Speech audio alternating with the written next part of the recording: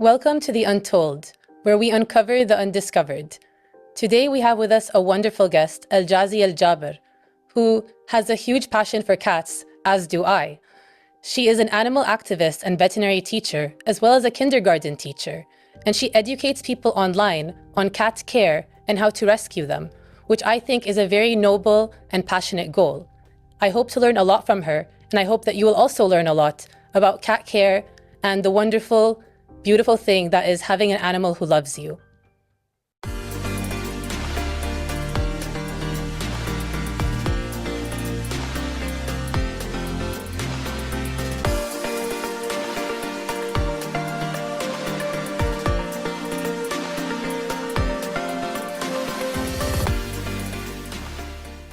Welcome back to the Untold. Today we have with us AlJazi AlJaber.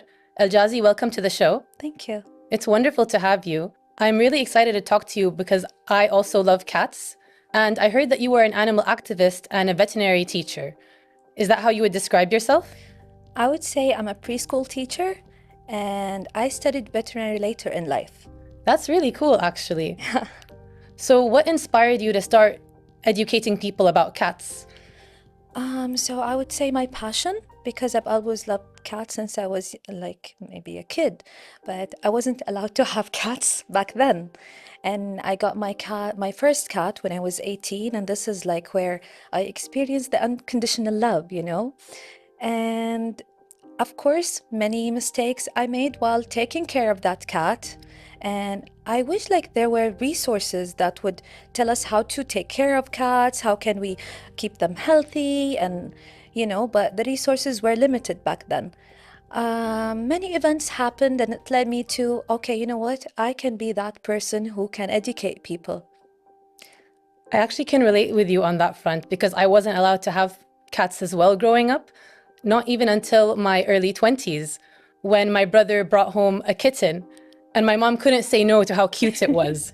As soon as she saw its face, she was like, okay, we can keep it. Yeah, I can relate to that also, because when I got the cat, it was a kitten too. And like my mom was like, okay, the cat is going to stay in your room. It's not going to go out. I'm like, okay, in my room. And later on, like she started playing with the cat and like, why don't we see the cats often? Like, kitty, let's come out to the living room. Let's play with that. And this is like where she fell in love too. So yeah. Do you have a lot of cats?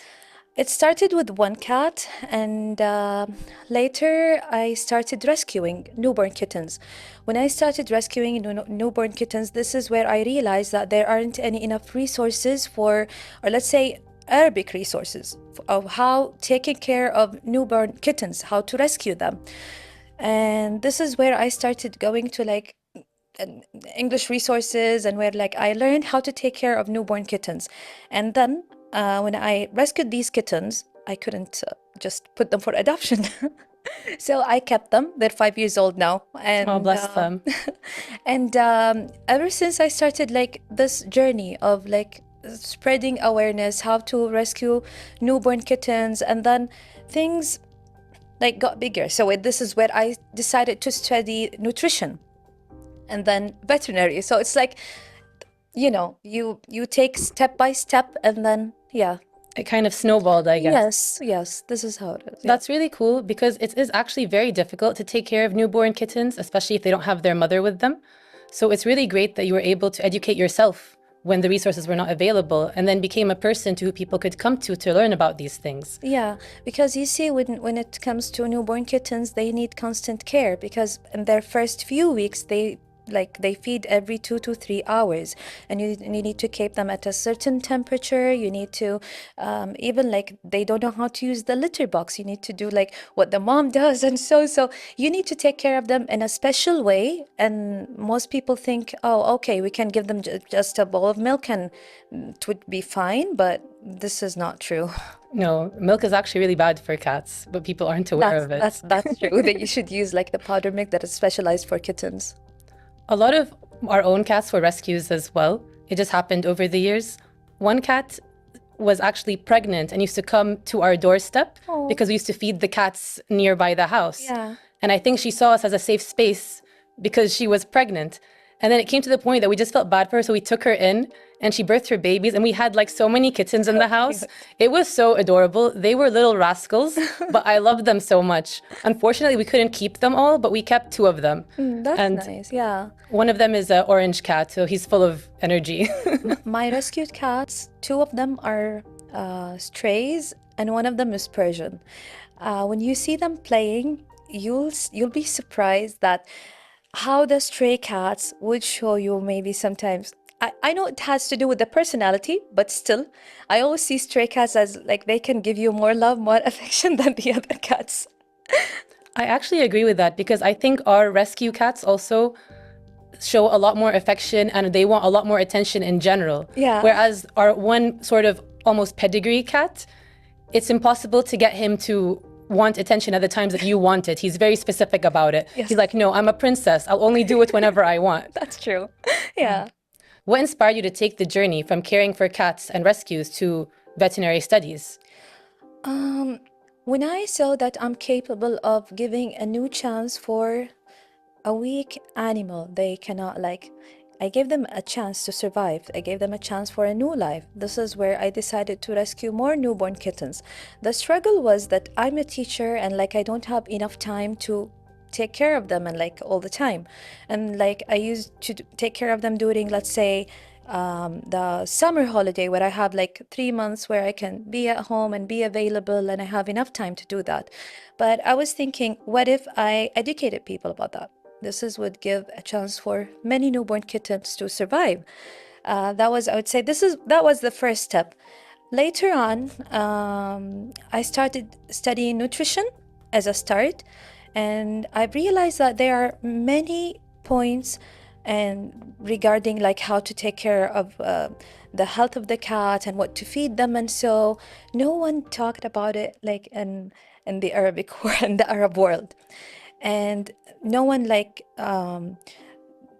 spread awareness about them. For example, the need of the water. Most of let's say the cat owners would feed their cats only dry food and they would think it's healthy. While as you see, cats they don't have the third motor like people has it. So in this case, when they need to be hydrated, they wouldn't feel that they're hungry and they're thirsty, and this is where they'll develop kidney stones and other diseases. And many cats they have the kidney failure and the kidney stones, and this is one of the most diseases that many cats pass away because of it.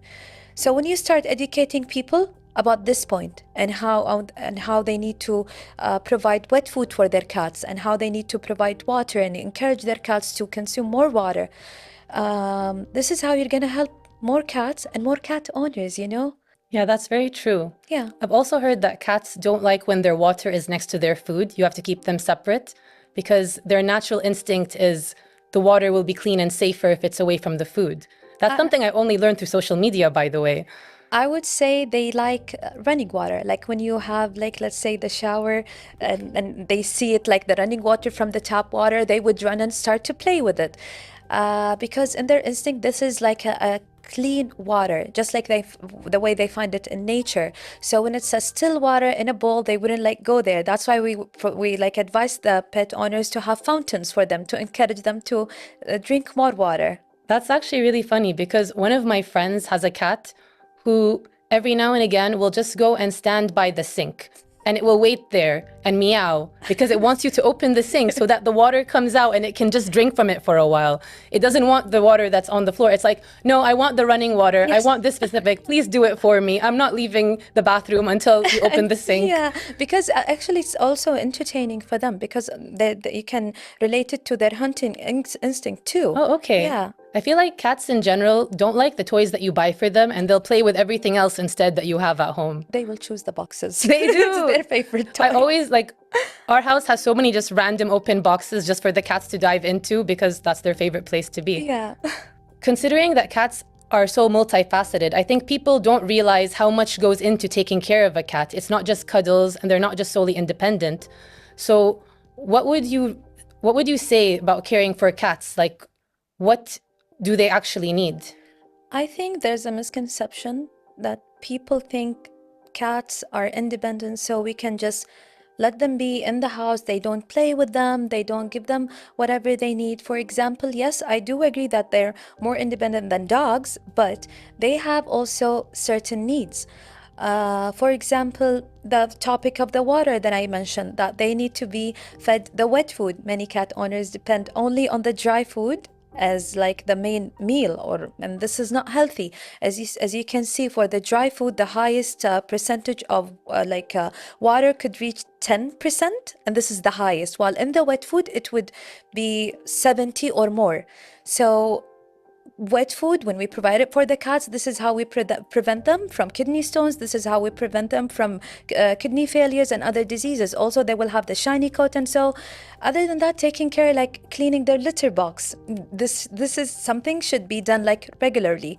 And many like cat owners think that neutering the cats and spaying them is like something shouldn't be done, and like they don't see it in a way that they are helping the cats and like preventing them from cancers, preventing them from being strays. Because at the end of the day, you have a capacity, or let's say you have you're capable of taking care of a certain number of cats. But when you have, like, let's say 10, 20, you're gonna be feeling overwhelmed, and you're going to end up dumping them in the streets. And so on. This is where we see like the strays cats. We can see like certain breeds now in the streets.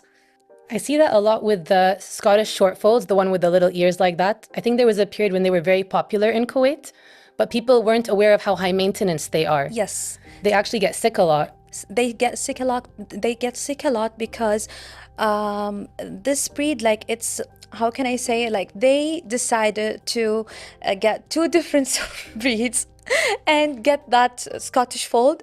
I don't know how can I explain it, but it's not a natural breed. And by this, like, they played with the genes, and so you'll see that their bones, they're not going to be strong enough. Also, Scottish fold cats can have many joints and bones problems due to how they played with their genes and how they started breeding them. And these cats, they're going to suffer for the rest of their life. And like we kept telling people that let's try to stop this kind of breed. Okay, let's try to give a good life for the remaining ones. But some people are greedy, and they just want money out of like breeding the cats. And so some people just want a specific cat, and they don't do the research into what it takes to take care of it. And it's actually the same with certain dog breeds as well.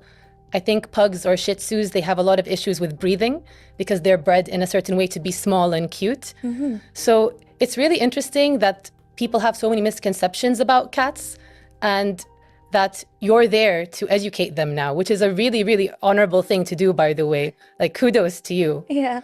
We're going to go on a short break, and then I hope we can talk more about cats, okay. Cat person to cat person. Okay. Going on a short break, and stay tuned.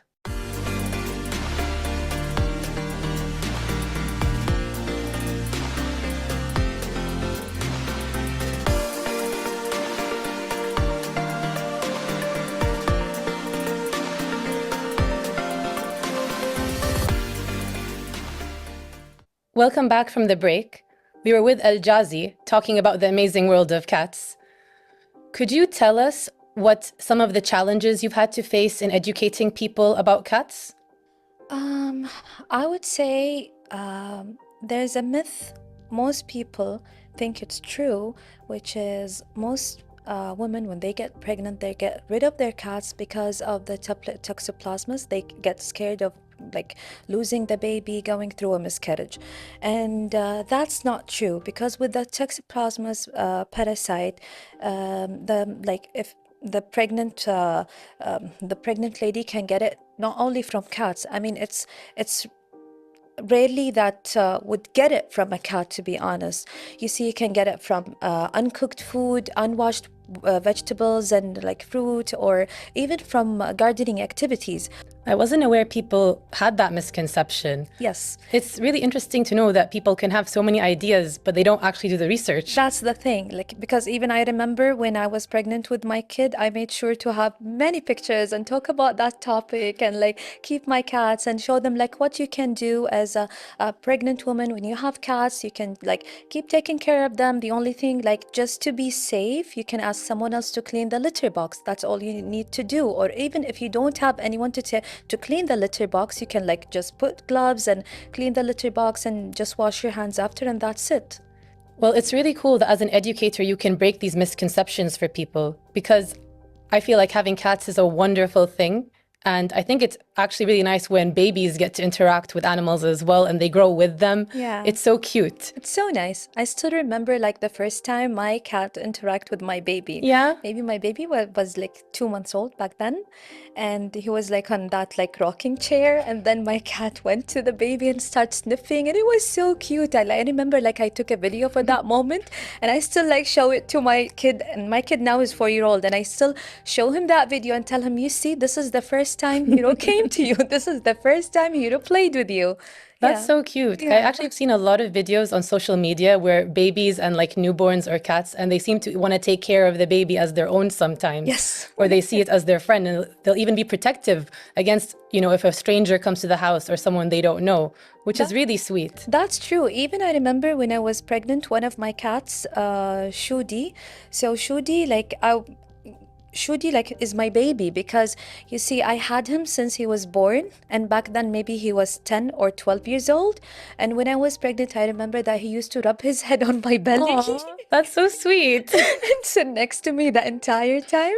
And like when the baby was here, he was like shocked, and what is this and what is going on? It took him some time, but when the baby like was in my belly, he was so excited about it. And I posted many videos. Like I've been telling I've been putting videos on the social media and saying, at this point he knew that I was pregnant and I didn't. Wow, that's amazing. I guess those are those animal instincts, Actually, I would say they would know the difference in your behavior. They would see that you're acting like in a different way, because cats, they know the time, they know like your schedule, and they interact with you based on that schedule. So yeah, when they see that you're changing your behavior or like you're acting in a different way, they would notice these kind of things. Cats are very, very smart. If they want something, they'll figure it out. True. Do you think people have a lot of misconceptions about, cats being aloof and independent? Because I've seen cats as being very needy sometimes. Yeah, I can see that many cat owners think that they can just provide food, water, clean the litter box, and that's it. That's all the cats need. But they struggle later on with the behavior problems. Many cat owners don't know that the main reason for the behavioral problem in cats is because they're not getting enough playtime. And this is why like they're not getting the energy out, and this is where they try to grab your attention with their behavior problems. They're so cute though. So you forgive them for everything they do. On a more serious note though, I know that you work with a lot of animal charities and places that take in a lot of strays or injured animals. Do you have any stories about that?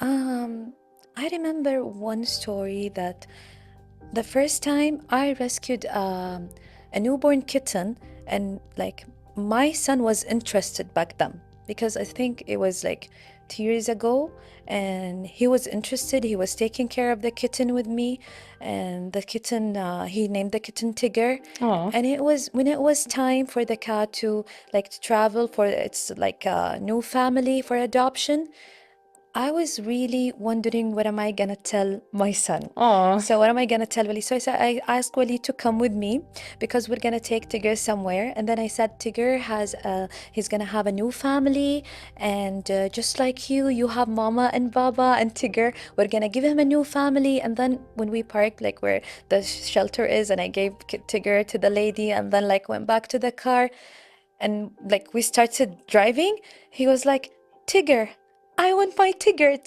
and he started crying, and I'm like, oh, he got attached to, and I don't blame him. Yeah. Like this thing happened to many rescuers where like when they rescue a cat, they cannot let go. They get attached to the cat and they keep it. But as rescuers, you need to let go so you can help other cats, you know.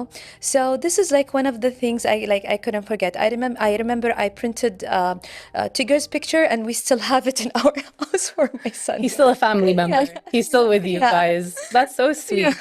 And that's actually really true. A lot of people do struggle with letting go of their animals, It's even not if it's easy. cats or dogs. I have some friends who've ended up keeping the animals because they didn't want to part with them. Yeah, But- that's what happened with me with my first 3 rescued cats. Yeah? No. Well, I guess in the beginning it's the hardest as well. You And must this is where you need to like take the decision like, okay, I'm just rescuing and then I'm gonna put them for adoption. Oh, is that something you share when you educate people as well? Yes, actually, yeah. This is something I learned that you need to understand your limits. You need to have a number, and this is where I can like help. This is where I can like rescue and like I can take more in. Most of the rescuers when they start taking a bigger number of cats, then they cannot help more, you know.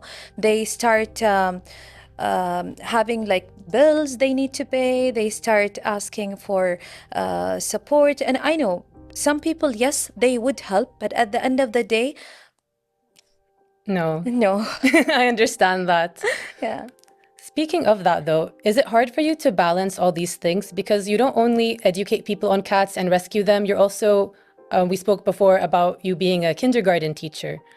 How do you balance all of that? I would say it's not easy. I would say my personality would play a role in that, my passion too.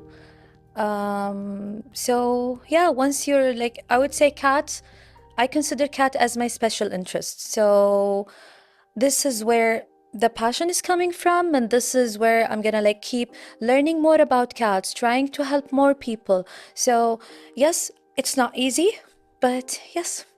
Well, it must be very rewarding work as well. It makes me happy when I hear the people telling me, hey, I learned something new and I tried it on my cat and it worked. Or you helped me to change my cat's food and now my cat is healthier. Like, I feel this is the biggest reward I'm having. Like, seeing the pet owners and seeing the cats are happy together. If someone only knew you as a teacher or influencer, what would they be surprised about with your role and depth on cat education or rescue? I would say they would wonder why. Why? Like no one wants to study again. They wouldn't get like when you have a special interest, you would read more about it, educate yourself more about it, go so deep into it until you might reach an expert level in that interest. And this is like what surprises them, I would say. That's really understandable, to be fair. Yeah. Would you say that there was a moment in your career or your time taking care of cats that was your proudest moment or something that really brought you a lot of joy? Yeah, I would say when I was diagnosed recently with autism and ADHD, and I've noticed, or actually, my therapist told me that cats were my safe place. That makes sense. Yeah, where like I feel grounded, where they, you know, when like the sensory issues I have and all of these kind of things, this is where I become calm and I need my time with them. Like when I'm overstimulated, I go and sit a little bit with my cats, and this is where I feel calm, I feel happy. And I've noticed like cats were always with me, like since I was 18, and this is like where the time where you face the real world. You go to college, you have to interact with people, and I struggled a lot. And I find it's really easy to, when I come home to my cats, it's so relaxing. This is where I feel safe. So at that moment, it made sense. So my cats kept me going forward. They kept me moving forward, you know? That's beautiful. Yeah. My younger brother actually has autism as well. And he's attached to one of our cats in particular because he was a kitten when my brother was a baby and they grew up together almost. So sweet. And now he's going off to university. So he thought that he could take the cat with him. And we told him, universities, like you're going to be living abroad. It's not an easy thing to do. True. You can't take the cat. And that was the thing that upset him the most. Not leaving us, not leaving home, but not being able to take his cat with him. So I think it's something... That's very understandable. Yeah. Because as you can see, I remember telling like my best friends, why you don't, they used to ask me questions. You don't like hugging us, but your cats, you hug them all the time. You kiss them all the time. And I'm like, they are my cats. They are my babies. So what do you expect? And of course, like when I hold my cats, like I feel safe. This is the safest place, you know? So very understandable. Yeah. And honestly, nothing beats cat cuddles. True, very true. Like even my son now, like he's not diagnosed as an ADHD or as an autistic, but he's taking occupational therapy for now. And I can see like when he's around me and the cat's around, you can see him sitting on the couch, feeding the cats, very calm. And like when they see him in the videos, they're like, he's sitting. He's not running. He's not moving. Like He's actually calm because you know, with the cats help to regulate the nerve system. It helps to like calm you down. And this is like the thing where I do recommend having cats, even for the kids with like kids on the spectrum. Of course, they need to know how to take care of the cat and the kid too, and like know how to, you know, balance between and giving them like a healthy environment. But yeah, it would help. And I've seen that in many like kids. That's honestly really amazing. And I think more people should keep that in mind. What would you say is the biggest challenge you've faced? With the cats, Yes. the moment you need to let go. That does sound really hard. Yeah. Because as you can see, they give you lots of joy. They give you lots of happiness. But they have a short like period of time they're gonna spend it with you. And when like you have to let go, it's not easy. Like for example, 2 years ago, I had to say goodbye for my cat Shoda, who lived with me for 15 The one that you years. mentioned. Yeah. Actually, Shudi is his son. Oh, He's okay. 13. I love how the names are Yeah, similar. Shudi and Shoda, because father and son. Love so that. Shudi is 13. His father Shoda is 15, and I had to say goodbye 2 years ago for him. And you know, that cat was with me when I was in university, when I got married, when I had my kid, when like that's a lifetime. We're talking about 15 years No, together. that's a long time. And like when it was time, he was very tired. He couldn't like, I couldn't see him suffering. And I had to make a choice and like give him, like end his suffering, you know. It wasn't easy. And I still like believe that I made the right choice. Some like pet owners would see it as, oh no, how could you do such thing? But I would say it's purest love. When you see the one you love is like suffering, you want to put end for that. So it's putting them before you. This is what I would say. That's really beautiful. And I agree with you because in some cases, the animal's just not going to survive. They're going to suffer. So it is out of love that you would give them peace in the end. Yeah. Especially if you love them so Especially much. when you tried everything. True. Because like he was old and he got the diabetes, he got the high blood pressure. It was a lot. Yeah. Especially for animals and, you know, the amount of care that's available to them, it's kind of limited, I feel. So I think you made the right choice. Yeah. And at the end of the day, you know, yes, they will go away, but they will always live in your heart. That's really, really beautiful. And on that note, we're going to have to end the episode. But I really love talking to you and the unique insights you have on taking care of cats. I think that's something that everybody should be able to, you know, do in their lives, especially for such adorable little creatures that bring so much joy and love. Thank you so much. It was a pleasure to meet you. And I'm really thankful for having this interview so we can spread awareness about taking care of cats. I agree. I think that's something that really is really important in today's world and, you know, across all eras, really. We're going to go on a short break and be right back. So stay tuned.